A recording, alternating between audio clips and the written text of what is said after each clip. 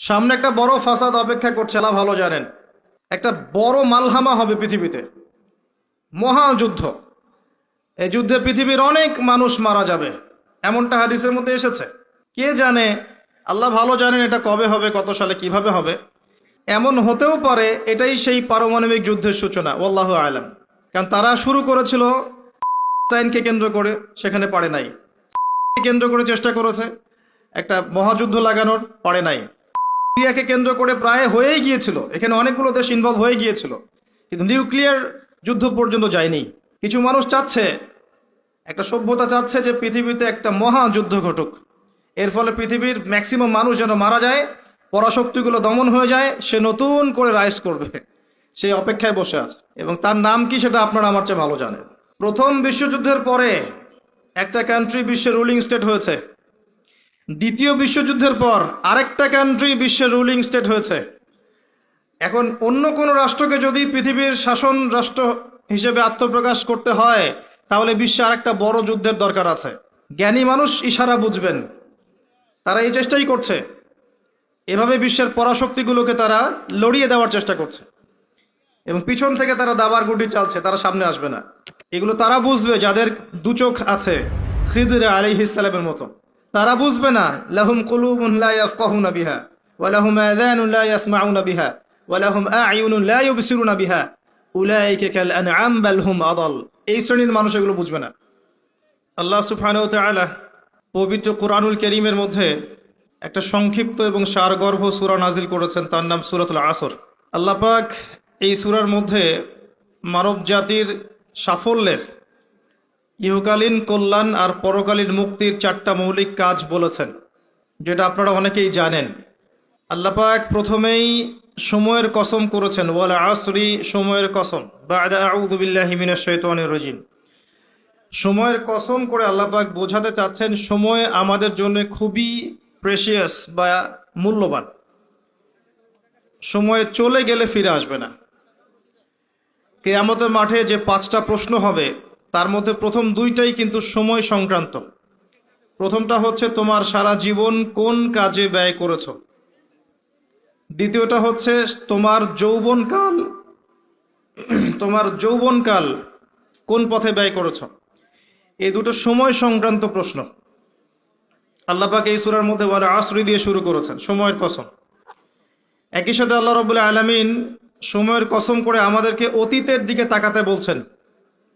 অতীতের দিকে তাকিয়ে দেখো যে প্রত্যেক যুগে যুগে আল্লাহ পাক নবী রাসূল প্রেরণ করেছেন, আসমানি কিতাব নাজিল করেছেন। প্রত্যেক যুগে যুগে যারাই আল্লাহ এবং তার রাসূলের অবাধ্য হয়েছে, আল্লাহ পাক দুনিয়াতেও ধ্বংস করেছেন, পরকালেও ধ্বংস করবেন। এই কথার কোনো ব্যত্যয় আছে? প্রমাণ নেন, নূহ আলাইহিস সালাম 950 বছর দাওয়াত দিয়েছেন, কিছু মানুষ ইসলাম কবুল করেছে, বাকিরা করেনি। যারা করে নাই আল্লাহ পাক তাদেরকে ধ্বংস করেননি। কি দিয়ে ডুবিয়ে দিয়েছিলেন? প্লাবন দিয়ে। এমনকি নূহ আলাইহিস সালামের স্ত্রী সন্তান পর্যন্ত ঈমান আনে নাই। এনেছে? আনে নাই। এখান থেকেও শিক্ষা আছে যে আমরা যারা আদর্শ পরিবার গড়তে চাই, এমন হতে পারে যে পরিবারের সকল সদস্য সবাই কথা শুনবে না, এমনটাও হতে পারে। এতে হতাশ হওয়ার কিছু নেই। তখন আপনাকে নিজের চিন্তা করতে হবে, আলাইকুম আনফুসাকুম, নিজের নফসের ফিকির করতে হবে। আপনি দাওয়াত দিতে দিতে ক্লান্ত হয়ে যান, যদি দাওয়াত দিতে দিতে বোঝাতে বোঝাতে ক্লান্ত হয়ে যান, তারপরেও আপনার কথা মানুষ না শোনে, আলাইকুম আনফুসাকুম, নিজের ফিকির করেন। নূহ আলাইহিস সালাম যখন বললেন, বাবা নৌকায় উঠে আসো, সে বলছে আমি পাহাড়ে উঠে যাব, পাহাড় আমাকে বাঁচাবে। তখন নূহ আলাইহিস সালাম বলছেন, আজকে আল্লাহর আযাব থেকে কেউ বাঁচাতে পারবে না। একটা ঢেউ বাবা আর ছেলের মাঝখানে অন্তরায় হয়ে গেল। একটা ঢেউ আসলো, বাবা একদিকে, ছেলে একদিকে। নূহ আলাইহিস সালাম সন্তানের জন্য আল্লাহর কাছে দোয়া করছেন, আল্লাহর কাছে ভিক্ষা চাচ্ছেন, রহমত, দয়া। ইন্নাহু মিন আহলি, আল্লাহ বলছেন লাইসা মিন আহলিক, হে আল্লাহ সে আমার পরিবারের অন্তর্ভুক্ত। আল্লাহ বলছেন সে তোমার পরিবারের কেউ না। আল্লাহর কাছে দেশ, ভাষা, রক্ত, বর্ণ, জাতীয়তাবাদ, কোনো কিছুর কোনো মূল্য নাই, ইল্লাত তাকওয়া, শুধু তাকওয়ার মূল্য আছে। যে ঈমান এনেছে, আকীদা পরিশুদ্ধ করেছে, আমল ঠিক করেছে, তাওহীদ শিখেছে, সুন্নতে থেকেছে, আল্লাহকে ভয় করেছে, সাধ্যমতো আল্লাহর দ্বীনের পথে কাজ করেছে, দিন প্রতিষ্ঠার চেষ্টা করেছে, ইনশাআল্লাহ জান্নাতে চলে যাবে। আর যে হোক না কেন, একজন নবীর স্ত্রী হোক না কেন, বা কোনো নবীর আত্মীয় হোক না কেন, যত বড় মানুষ হোক না কেন, যত বড় ধনী হোক, যত সম্পদশালী হোক, যত শৌর্য বীর্য ক্ষমতার অধিকারী হোক, যত কিছু থাকুক না কেন, ঈমান না থাকলে, আমল না থাকলে, তাকওয়া না থাকলে, তাকে কেউ আল্লাহর আযাব থেকে বাঁচাতে পারবে না। পারবে? এটা মৌলিক কথা। আসলে মাহফিলে অনেক কথার প্রয়োজন নাই। আপনি কথা বুঝতে পারছেন? অনেক বেশি কথার প্রয়োজন নাই। অল্প কিছু কথা যদি আপনার মনে আসার করে, দিলে আসার করে, যথেষ্ট। প্রথম কথা হচ্ছে এইটা, ঈমান, তাওহীদ, নেক আমল, তাকওয়া, এগুলো ছাড়া কিছুই আমাদেরকে বাঁচাতে পারবে না। এবং যার যার হিসেব তাকে তাকেই দিতে হবে। নূহ আলাইহিস সালামের ছেলে জান্নাতে যেতে পারলো না, নূহ আলাইহিস সালামের স্ত্রী হয়েও তিনি জান্নাতে যেতে পারলেন না। প্রত্যেক যুগে যুগে ইব্রাহিম আলাইহিস সালাম, তার বাবা কি ঈমান এনেছে? আনে নাই। তার বাবার পরিণতি হয়েছে তাদের মতোই। লূত আলাইহিস সালাম, তার স্ত্রী কি ঈমান এনেছে? আনে নাই। পরিণতি একই। মুহাম্মদ সাল্লাল্লাহু আলাইহি ওয়াসাল্লামের চাচারা সবাই কি ঈমান এনেছে? তার বংশের মানুষ সবাই কি ঈমান এনেছে? অনেকেই তো তার সাথে শত্রুতা করেছে, করে নাই? আবু লাহাব তার চাচা নন? আবু লাহাব ঈমান এনেছে, চাচা হয়েও সে পার পেল না। তো এই হচ্ছে মূল কথা। আল্লাহ পাক সময়ের কসম করে বোঝাতে যাচ্ছেন, অতীতকালের দিকে তাকিয়ে দেখো, প্রত্যেক যুগে যুগে যারাই আল্লাহর অবাধ্য হয়েছে, তার রাসূলের অবাধ্য হয়েছে, আল্লাহর নাজিলকৃত বিধানের আনুগত্য করে নাই, আল্লাহ পাক দুনিয়াতেও শাস্তি দিয়েছেন, পরকালেও শাস্তি দিয়েছেন। একই সুন্নাহ প্রত্যেক যুগে যুগে। আরেকটা বিষয় আমাদের বুঝে আসে, সেটা হলো ওয়াল আসরি দিয়ে আল্লাহ পাক শেষ জামানার মানুষদেরকে সতর্ক করছেন বেশি। কারণ শেষ জামানার মানুষেরা সবচেয়ে বড় ফিতনার মধ্যে থাকবে, সবচেয়ে বেশি বেশি ফিতনা থাকবে এই জামানার মধ্যে। ব্যক্তি জীবনে ফিতনা থাকবে, ধর্মে ফিতনা থাকবে, পরিবারে ফিতনা থাকবে, সমাজে থাকবে, বিশ্বে থাকবে, সমস্ত ক্ষেত্রে ফিতনা থাকবে। ফিতনা দিয়ে ভর্তি। কিন্তু মানুষ মনে করবে তারা খুব ভালো কাজ করছে, মানুষ মনে করবে তারা খুব ভালো ভালো আমল করছে, কিন্তু এগুলো ফিতনার মধ্যে ডুবে আছে। আপনি দেখবেন এখন তাওহীদের মধ্যে শিরিক ঢুকে গেছে, সুন্নতের মধ্যে বেদাত ঢুকে গেছে। দেখবেন হালাল রিজিকের মধ্যে হারাম ঢুকে গেছে। খুব কম মানুষই এখন হালাল রিজিক খায়, খুব কম মানুষই। সবার ঘরে ঘরে এখন সুদ, সবার ঘরে ঘরে দেখবেন ঘুষের টাকা ঢুকছে, দুর্নীতির টাকা ঢুকছে, আত্মসাতের টাকা ঢুকছে। খুব কম মানুষ হালাল খায়। অনেক সময় দেখবেন আমরাও দাড়ি টুপি রেখেও অনেক সময় বোনদের সম্পত্তির অধিকার দেই না, এমন হয় না? আমরাও অনেক সময় ধর্মীয় লেবাসেও দেখা গেছে আমরা টাকা পয়সা আত্মসাৎ করছি না? এরকমও হিস্ট্রি আছে। খুব কম মানুষ আছে এই পৃথিবীতে যারা হালাল রিজিক খাচ্ছে। আমরা খাস করে দোয়া করি আল্লাহ যেন আমাদের সবাইকে হালাল রিজিক খাওয়ার তৌফিক দান করেন। প্রতিটা ক্ষেত্রে ফিতনা। আপনি সংস্কৃতিতে যান, সেখানে দেখবেন সংস্কৃতির নামে আমরা মেয়েদের সাথে কি করেছি, নারী পুরুষের ফ্রি মিক্সিং করে দিয়েছি। নারী পুরুষ বেলাল্লাপনে একসাথে চলাফেরা করছে, যেখানে আল্লাহ পাক কিছু চাইতে বলেছেন পর্দার আড়াল থেকে, তাই না? সূরা আহজাব পড়েন, সূরা নূর পড়েন। কিছু চাইলে, একটা বেগার নারী যদি কিছু চায়, তাকে পর্দার আড়াল থেকে চাইতে হয়। আল্লাহ যেখানে বলছেন ওয়ালা তাকরাবু জিনা, জিনার কাছেও যেও না, সেখানে আমরা জিনাকে বানাচ্ছি কাছে আসার গল্প। কথা বুঝতে পারছেন? ফ্রি মিক্সিং একদম শুরু থেকে, স্কুল লাইফ থেকে শুরু হবে। একদম ওই যে ক্লাস 5-6 থেকে শুরু করে এসএসসি, এইচএসসি, অনার্স মাস্টার্স, প্রতিটা ক্ষেত্রে, স্কুল, তারপর কলেজ, তারপর বিশ্ববিদ্যালয়, সবখানে ফ্রি মিক্সিং। নারী পুরুষ একসাথে ক্লাস করবে, একসাথে পড়বে, একসাথে ঘুরবে, তারা বন্ধু। আল্লাহ পাক যে সম্পর্কটাকে হারাম করেছেন, এটাকে হালাল করে আমরা শিক্ষা অর্জন করছি, জ্ঞান অর্জন করছি। প্রতিটা ক্ষেত্রে ফিতনা। এরপরেও আছে পোশাকের ফিতনা, মেয়েরা ছেলেদের পোশাক পরছে। আবার কোনো কোনো ক্ষেত্রে দেখবেন ছেলেরাও মেয়েদের পোশাক পরছে প্রতিটা ক্ষেত্রে আপনি দেখবেন, এবং মেয়েরা ছেলেদের জায়গা নিয়ে নিচ্ছে সমাজে। প্রতিটা ক্ষেত্রে আপনি গিয়ে দেখেন, হোক সেটা আপনার দোকান বা শপিং মলস বা এয়ারপোর্ট বা আপনার ফিল্ম ইন্ডাস্ট্রি বা মডেলিং বা সংস্কৃতির কোনো ক্ষেত্র বা ব্যাংকিং সেক্টর বা corporate sector, even political sector, সব জায়গায় গিয়ে দেখবেন আপনি মেয়েরা ছেলেদের জায়গা নিয়ে নিচ্ছে। ফ্রি মিক্সিং, এটা ফ্রি মিক্সিং এর কারণে। এর ফলে আরও কিছু বিষয় হয়েছে। এর ফলে দেখবেন আপনি জেনা বাড়বে, পরকীয়া বাড়বে, ব্যভিচার বাড়বে, টিজিং বাড়বে, এবং কোনো কোনো ক্ষেত্রে দেখবেন পরিবারের কাঠামো ভেঙে যাবে, ধর্ষণ বাড়বে। এর উপরেও আছে আপনার এই যে নগ্ন ফিল্মস, এই ফিল্মসগুলো দেখার মধ্য দিয়ে এবং গোপনে গোপনে এই পাপের সংস্কৃতিতে লিপ্ত থাকার মধ্য দিয়ে মানুষ ভিতর থেকে পশু হয়ে যাচ্ছে প্রতিটা ক্ষেত্রে। অর্থনীতি বলেন, সংস্কৃতি বলেন, আপনার পরিবারের দিকে তাকিয়ে দেখেন, ফিতনায় ভর্তি, পরিপূর্ণ। পরিবারের কর্তারা এখন ইব্রাহিমের মতো নয়। পরিবারের সন্তান সন্ততি কোরআন সুন্নাহ বোঝে না, ওযুর ফরজ বোঝে না, নামাজ কালাম ঠিক মতো পড়ে না। পরিবারের মেয়েরা দেখবেন পর্দা করে না। পরিবারে তালিম নাই, হৃদ্যতা, ভালোবাসা নাই, ইল্লা মাশা আল্লাহ। এর বাইরে আল্লাহর কিছু বান্দা আছেন, তাদের কথা ভিন্ন। ম্যাক্সিমাম পরিবারের অবস্থা। পরিবারের উপার্জনের ঠিক নাই, কোন পথে টাকা ঢুকছে পরিবারে ঠিক নাই, ঢুকলেই হলো, হালাল হোক আর হারাম হোক, এই হচ্ছে আমাদের টার্গেট। এনি হাও, যে কোনোভাবে আমাকে একটা জমি কিনতে হবে, বাড়ি করতে হবে, গাড়ি করতে হবে, স্ট্যাটাস বাড়াতে হবে, যেভাবেই হোক আমাকে এগুলো অর্জন করতে হবে। এই হচ্ছে আমাদের জীবনের উদ্দেশ্য। এখন ওয়ার্ল্ড অ্যাফেয়ার্সে গিয়ে তাকিয়ে দেখেন, এই যে ইন্নাল ইনসানা লাফি খুসর, মানুষ অবশ্যই ক্ষতির মধ্যে আছে। আল্লাহ পাক বলেছেন, এই পৃথিবীতে মানুষের ক্ষতি দুই রকম হয়, ইহকালীন এবং পরকালীন।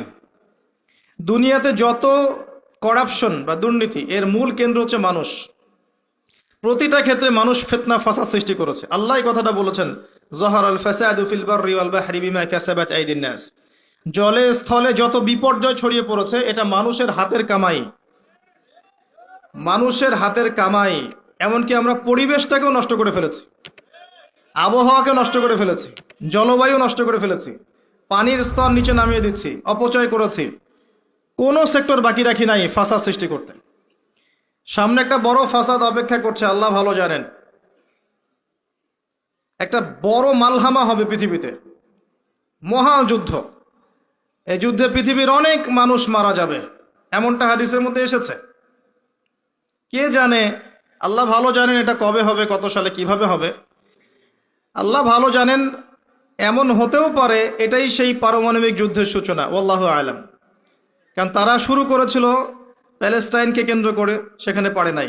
সিরিয়াকে কেন্দ্র করে চেষ্টা করেছে একটা মহাযুদ্ধ লাগানোর, পারে নাই। সিরিয়াকে কেন্দ্র করে প্রায় হয়েই গিয়েছিল, এখানে অনেকগুলো দেশ ইনভলভ হয়ে গিয়েছিল, কিন্তু নিউক্লিয়ার যুদ্ধ পর্যন্ত যায়নি। কিছু মানুষ চাচ্ছে, একটা সভ্যতা চাচ্ছে যে পৃথিবীতে একটা মহাযুদ্ধ ঘটুক, এর ফলে পৃথিবীর ম্যাক্সিমাম মানুষ যেন মারা যায়, পরাশক্তিগুলো দমন হয়ে যায়, সে নতুন করে রাইজ করবে, সেই অপেক্ষায় বসে আছে। এবং তার নাম কি সেটা আপনারা আমার চেয়ে ভালো জানেন। প্রথম বিশ্বযুদ্ধের পরে একটা কান্ট্রি বিশ্বের রুলিং স্টেট হয়েছে, দ্বিতীয় বিশ্বযুদ্ধের পর আরেকটা কান্ট্রি বিশ্বের রুলিং স্টেট হয়েছে। এখন অন্য কোনো রাষ্ট্রকে যদি পৃথিবীর শাসন রাষ্ট্র হিসেবে আত্মপ্রকাশ করতে হয়, তাহলে বিশ্বে আরেকটা বড় যুদ্ধের দরকার আছে। জ্ঞানী মানুষ ইশারা বুঝবেন, তারা এই চেষ্টাই করছে। এভাবে বিশ্বের পরাশক্তিগুলোকে তারা লড়িয়ে দেওয়ার চেষ্টা করছে, এবং পিছন থেকে তারা দাবার গুটি চালছে, তারা সামনে আসবে না। এগুলো তারা বুঝবে যাদের দু চোখ আছে, খিদর আলাইহিস সালামের মতো। তারা বুঝবে না, লাহুম কুলুবুন লা ইয়াফকাহুনা বিহা ওয়া লাহুম আযানুন লা ইয়াসমাউনা বিহা ওয়া লাহুম আ'য়ুনুন লা ইউবসিরুনা বিহা উলাইকা কাল আনআম বাল হুম আদাল। এই শ্রেণীর মানুষ এগুলো বুঝবে না। তো পৃথিবীর প্রতিটা ক্ষেত্রে ফাসাদ মানুষ সৃষ্টি করেছে, আর মানুষের জন্য এই পৃথিবীর ক্ষতি অপেক্ষা করছে, পরকালীন ক্ষতি অপেক্ষা করছে। মানুষ বুঝতে পারছে না যে এর ফলে কি হতে পারে। মেডিসিন বন্ধ হয়ে যেতে পারে, পরিবেশের মধ্যে অক্সিজেনের লেভেল কমে যাবে, ফ্রেশ বাতাস পাবে না মানুষ, ফ্রেশ খাবার পাবে না, ইকোনমি পড়ে যাবে, তেলের দাম বেড়ে যাবে, প্রেশিয়াস জিনিস পাবেন না, নিত্য প্রয়োজনীয় জিনিসের দাম বেড়ে যাবে। নিউক্লিয়ার ওয়েপেন্সগুলো ওই জাপানের হিরোশিমা নাগাসাকির মতো নয়, এখনকারগুলো আরো অনেক শক্তিশালী। একটা বোমা একটা রাষ্ট্রকে উড়িয়ে দেওয়ার জন্য যথেষ্ট। মানুষ কঙ্কাল ছাই হয়ে যাবে, কিচ্ছু করতে পারবে না। আর যেসব রাষ্ট্রের এই ক্ষেপণাস্ত্র প্রতিরক্ষা ব্যবস্থা নাই, তাদের অবস্থা তো আরো অবস্থা খারাপ। কথা বুঝতে পারছেন না? ক্ষেপণাস্ত্র প্রতিরক্ষা ব্যবস্থা থাকে, কেউ যদি মিসাইল ছোড়ে সেটাকে আকাশেই ধ্বংস করা যায়। সেই প্রতিরক্ষা ব্যবস্থা যাদের নাই, তাদের কি অবস্থা হবে চিন্তা করতে পারে। এই মালহামায় মুসলিমরাও জড়িয়ে যাবে। কারণ বিশ্ব এখন একটা, যেটা আমরা বলি যে গ্রামের মতো, ভিলেজ, একটা ওয়ার্ল্ড ভিলেজ, বিশ্ব একটা গ্রামের মতো হয়ে গেছে এখন। একদিকে ঢিল পড়লে আর একদিকে প্রভাব পড়বে। তাই পুরো বিশ্ব একটা পরিবারের মতো হয়ে গেছে। একদিকে সমস্যা সৃষ্টি হলে সমস্ত বিষয়ের দিকে ইফেক্ট হবে, প্রত্যেকটা রাষ্ট্র ইফেক্টেড হবে। তো কেউই আমরা ক্ষতি থেকে মুক্ত নই, না দুনিয়ার ক্ষতি না পরকালে।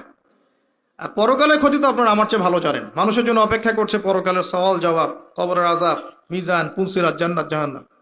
ইন্নাল ইনসানা লাফি খুসর।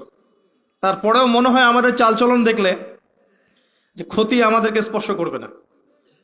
আমাদের ব্যাপারটা একটা এমন যে আরে অন্যদিকে কি হয় হোক, আমি তো ভালো আছি। যখন সবকিছু নষ্ট হয়ে যায় তখন নিজেও ভালো থাকা যায় না। থাকা যায়? যখন সবকিছু নষ্ট হয়ে যায় তখন নিজেও আর ভালো থাকা যায় না। তো আমাদের ভাগ্যেও ক্ষতি অপেক্ষা করছে, এটা সময়ের ব্যাপার মাত্র। এখনো যদি আমরা সচেতন না হই, নিজেদের ফিউচারের চিন্তা না করি, নিজেদের আমল, আকীদা, পরিবার, রিজিক এগুলোকে না গুছিয়ে নেই, তাহলে সমস্যা আছে। আমরা কি সমস্যায় পড়তে চাই? আল্লাহ পাক আমাদের সবার আকীদাকে পরিশুদ্ধ করুন, আমিন। বেশি থেকে বেশি নেক আমল করার তৌফিক দান করুন, আমিন। আমাদের পরিবারগুলোকে আল্লাহ পাক জান্নাতি পরিবার রূপে কবুল করে নিন, আমিন। সবাইকে আল্লাহ পাক হালাল রিজিকের ব্যবস্থা করে দিন। দিন ইসলামকে প্রতিষ্ঠা করার তৌফিক আল্লাহ পাক আমাদেরকে দান করুন। এবার আসেন, আল্লাহ 4টা কাজের কথা বলেছেন এই সূরার মধ্যে। ইল্লাল্লাযীনা আমানু ওয়া আমিলুস সলিহাত ওয়া তাওয়াসাউ বিল হক ওয়া তাওয়াসাউ বিস সবর। এই 4টা কাজ যে মুমিনরা করতে পারবে, মুসলিমরা করতে পারবে, আল্লাহ পাক তাদেরকে ফিতনা থেকে বাঁচিয়ে রাখবেন ইনশাআল্লাহ তাআলা। 1 নম্বর কাজ ঈমান। ঈমানের পিলার কয়টা? 3টা? 6টা? কয়টা? ইসলামের পিলার 5টা, ঈমানের পিলার কয়টা?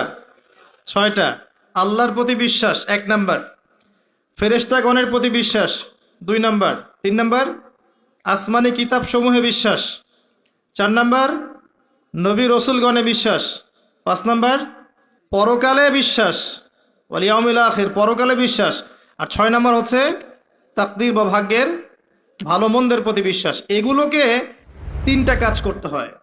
মনে বিশ্বাস করতে হয়, মুখে স্বীকৃতি প্রদান করতে হয়, এবং কাজে বাস্তবায়ন করতে হয়। কেউ যদি খালি বলে, মুখে বলে লা ইলাহা ইল্লাল্লাহ, কাজ নাই, চলবে?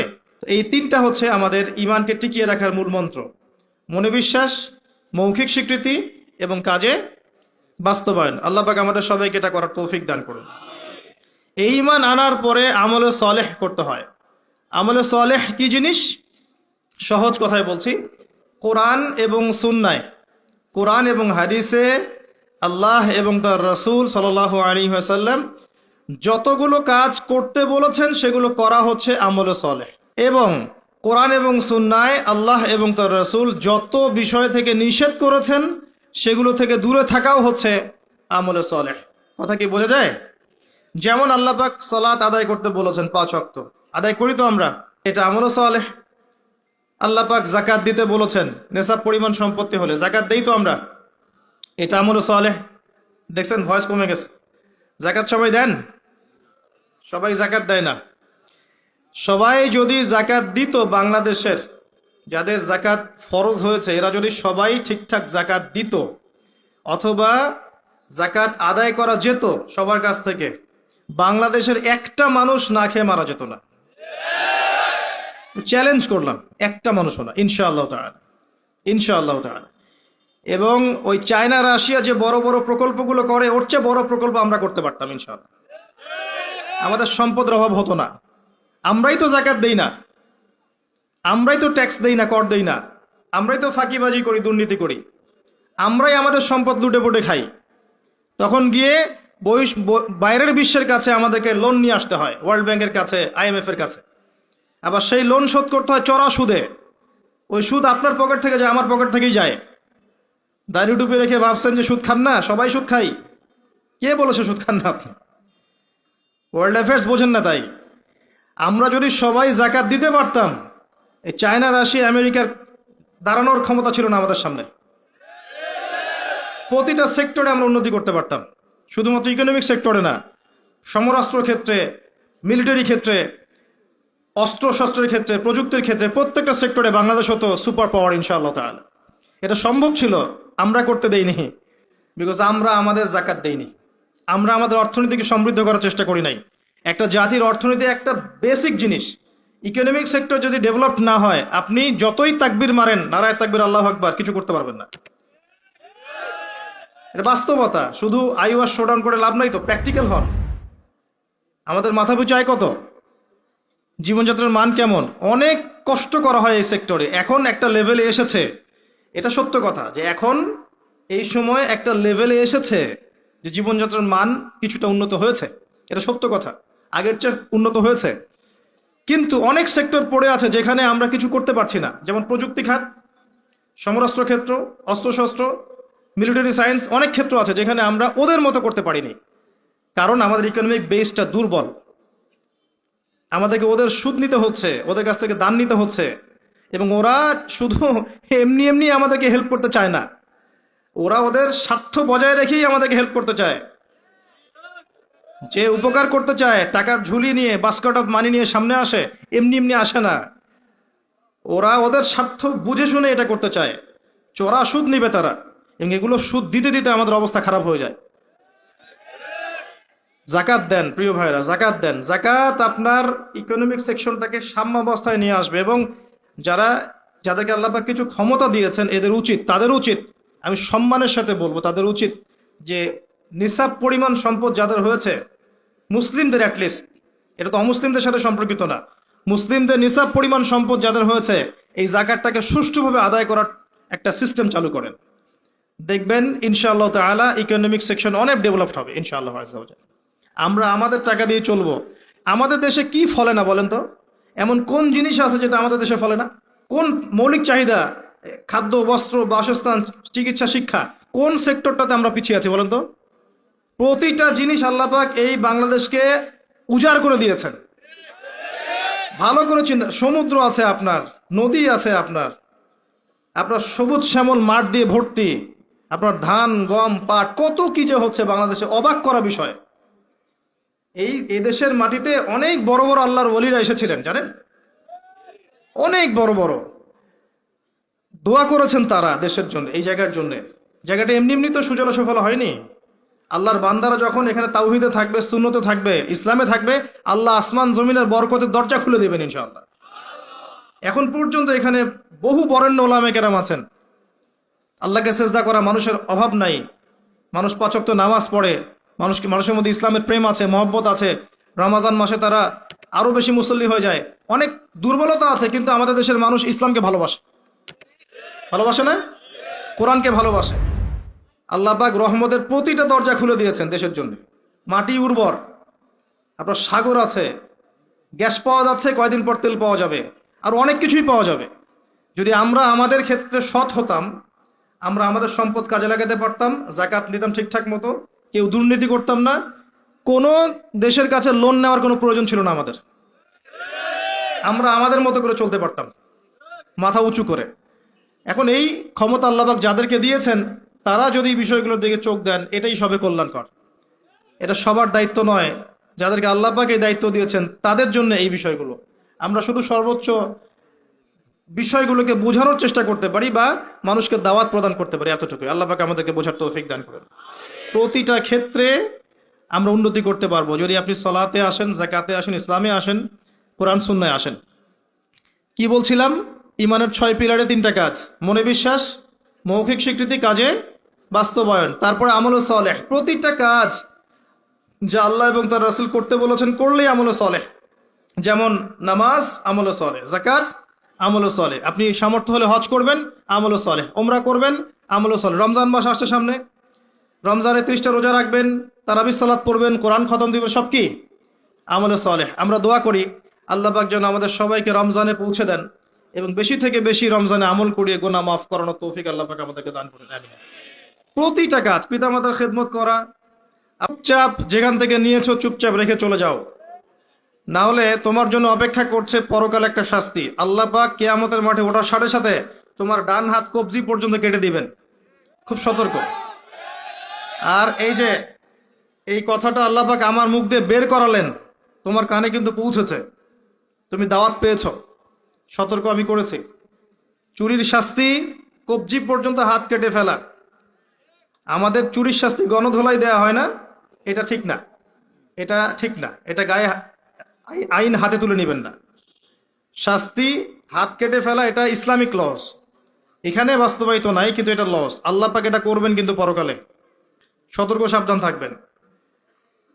আর সিসকে চোরকে আর কত পিটাবেন? আপনার আমার মাথার উপরে তো অনেক বড় বড় চোর বসে থাকে, তখন কি করবেন? কোটটায় স্যুট পরে মানুষকে লুটছে। যত বেশি বাহ্যিক চাকচিক্য তত বড় প্রতারণা করা হয়, লুটপাট করা হয়। এগুলো তো আপনি কিছু করতে পারবেন না। যে ভাই এই কাজ করেছেন, আল্লাহর ওয়াস্তে এই বিষয়গুলো রেখে চলে যান, গোপনে রেখে চলে যান। ইনশাআল্লাহ আল্লাহ পাক আপনার পাপকে গোপন করে দিবেন, আল্লাহ আপনাকে মাফ করে দিবেন ইনশাআল্লাহ। আল্লাহকে ভয় করে এগুলো রেখে চলে যান। যদি আপনি এই হারাম টাকা আপনি নিজের পেটে ঢুকান, জাহান্নামের আগুন পেটে ঢুকাবেন। আল্লাহ পাক বোঝার তৌফিক দান করুন। আসেন, আমি লম্বা সময় আলোচনা করতে পারবো না, আমি গুটিয়ে নিব। আমরা আমলে সালেহে কথা বলছিলাম। প্রতিটা কাজ যদি আপনি নবী সাল্লাল্লাহু আলাইহি ওয়াসাল্লামের সুন্নাহ মতো করেন, আমলে সালেহ হবে।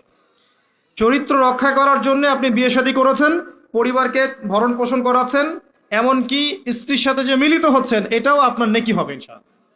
প্রতিটা কাজ। একই সাথে আরেকটা পয়েন্ট ভুলবেন না, কোরআন এবং সুন্নাতে আল্লাহ পাক যত বিষয়কে নিষেধ করেছেন, এই নিষেধগুলো বর্জন করার নামও কিন্তু আমলে সালেহ। শুধুমাত্র নেকি কাজ করব আর পাপ কাজ ছাড়বো না, এমনটা কিন্তু আমলে সালেহ নয়। যেমন আল্লাহ পাক শিরিক করতে নিষেধ করেছেন, শিরিক না করা আমলে সালেহ। কুফরি করতে নিষেধ করেছেন, কুফরি না করা আমলে সালেহ। আল্লাহ পাক বেদাত করতে নিষেধ করেছেন, বেদাতি আমল না করা কি? আমলে সালেহ। আল্লাহ পাক হারাম খেতে নিষেধ করেছেন, হালাল খাওয়া আমলে সালেহ। আল্লাহ পাক পর্দা করতে বলেছেন, বেপর্দায় না চলা আমলে সালেহ। আল্লাহ পাক জেনার ধার কাছেও যেতে নিষেধ করেছেন, তাই চরিত্র রক্ষার জন্য বিয়ে করা কি? আমলে সালেহ। প্রতিটা কাজ যা আল্লাহ করতে বলেছেন করা আমলে সালেহ, রাসূল করতে বলেছেন সাল্লাল্লাহু আলাইহি ওয়াসাল্লাম করা আমলে সালেহ। সেই প্রতিটা কাজ যা আল্লাহ এবং তার রাসূল নিষেধ করেছেন, সেগুলো না করাও আমলে সালেহ। মনে থাকবে কথা। আমাদের একটা সমস্যা বলি এখন, আমরা যেটা করি সেটা হলো আমরা অনেক ভালো কাজ করি ঠিকই, কিন্তু আল্লাহর হারামগুলোকে ছাড়তে পারি না। কথা ঠিক না বেঠিক? দেখবেন নামাজ পড়ি 5 ওয়াক্ত, সুদ ছাড়তে পারি না, আছে না? আমরা দান সদাকা করি মাঝে মাঝে, ফরজ যাকাত দেই না। দেখবেন যে তাহাজ্জুদ পড়ছে বাবা, মেয়ে বেপর্দায় ঘুরে বেড়াচ্ছে, আছে না? বছর বছর হজ উমরা করছি, এদিকে আল্লাহর হালালকে হারামও করছি, আল্লাহর হারামকে হালাল করছি। এই কাজগুলো আমরা করি না। আমরা অনেক সময় ভালো অনেক কাজ করি, দান সদাকা করি, নফল দান সদাকা করি, জুমার নামাজে যাই, ঈদের নামাজে যাই, হ্যাঁ, প্রতিবেশীর খোঁজ নেই, মানুষকে রক্ত দেই, চিকিৎসার জন্য কাজ করি, শিক্ষা ক্ষেত্রে কাজ করি, অনেক কিছুই করি আমরা ভালো কাজ, কিন্তু আল্লাহর নিষেধগুলো কিন্তু ছাড়ি না। আল্লাহর নিষেধটা ছাড়া সবচেয়ে বড় কথা, কারণ নেক আমল করা সহজ, আল্লাহর নিষেধ ছাড়াটা খুবই কঠিন, এটা মনে রাখবেন। নেক আমল করা সহজ, আল্লাহর জন্য কিছু ছাড়া অনেক কঠিন, অনেক কঠিন। আল্লাহ পাক আমাদেরকে ছাড়ার তৌফিক দান করুন। এরপর আল্লাহ পাক বলেছেন ওয়াতাওয়াসাউ বিল হাক্কি ওয়াতাওয়াসাউ বিস সাবর। যারা হকের উপদেশ দেয় পরস্পরকে, একে অপরকে হকের উপদেশ দেয়। হকটা কি জিনিস? হকটা কি? এর সংজ্ঞা কে দিবে? আমি দিব না আপনি দিবেন না আল্লাহ দিবে? কার সংজ্ঞা নিবেন? হকটা কি কে বলবে, কে বুঝাবে? আল্লাহ বুঝাবেন। আল্লাহ বলছেন হকের সংজ্ঞা, সূরা কাহফ। আজকে জুমার রাত না? সূরা কাহফ অবশ্যই পড়বেন। সূরা কাহফের ফজিলত আপনাকে আল্লাহ পাক ফিতনা থেকে বাঁচাবে ইনশাআল্লাহ। এই সূরার 29 নম্বর আয়াতে গিয়ে দেখবেন আল্লাহ পাক হকের সংজ্ঞা দিয়েছেন।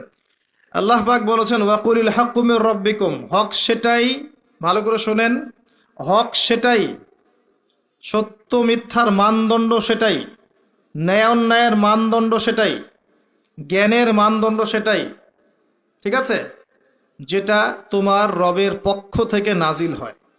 বাস। কি নাজিল হয়েছে? এখন আপনি বলেন কি নাজিল হয়েছে? যখন তাওরাত নাজিল হয়েছিল ওটাই হক ছিল, ইনজিল নাজিল হয়েছে ওটাই হক ছিল, জাবুর নাজিল হয়েছে ওটাই হক ছিল। এখন কি আছে? কোরআন এবং এর ব্যাখ্যা হাদিস। কিয়ামত পর্যন্ত কি অন্য কোনো উৎস আসবে? অন্য কোনো নবী আসবেন? আর কোনো রসুল আসবেন? গোলাম আহমেদ কাদিয়ানি যতই বলুক, সে কি নবী হয়ে যাবে? সুবহানাল্লাহ। কিছু মানুষ এখন তাদেরকেও নবী বলে গ্রহণ করছে। আর এটা কিয়ামতের সাইন। আমি অবাক হচ্ছি না, কারণ নবী সাল্লাল্লাহু আলাইহি ওয়াসাল্লাম বলেছেন কিয়ামতের আগে 30 জন ভণ্ড নবীর আগমন ঘটবে। কতজন? তার মধ্যে 4 জন হচ্ছে মহিলা, তার মধ্যে 4 জন কে? মহিলা, বাকিরা পুরুষ। তো এই হলো অবস্থা। নবী সাল্লাল্লাহু আলাইহি ওয়াসাল্লামের ঠিক পরেই আবু বকর রাদিয়াল্লাহু আনহু যুগেও একাধিক ভণ্ড নবীর আগমন ঘটেছিল, এখনো হচ্ছে। এরপরে কিয়ামত পর্যন্ত কোনো নবী আসবে? নবীর ওয়ারিশগণ থাকবেন। নবীর ওয়ারিশ কারা? ওলামায়ে কেরাম, তারা নবীর ওয়ারিশ। এবং আমার নাসিহা হচ্ছে আপনি কোরআন এবং সুন্নাহটাকে তাদের সোহবতে গিয়ে পড়েন এবং বোঝেন।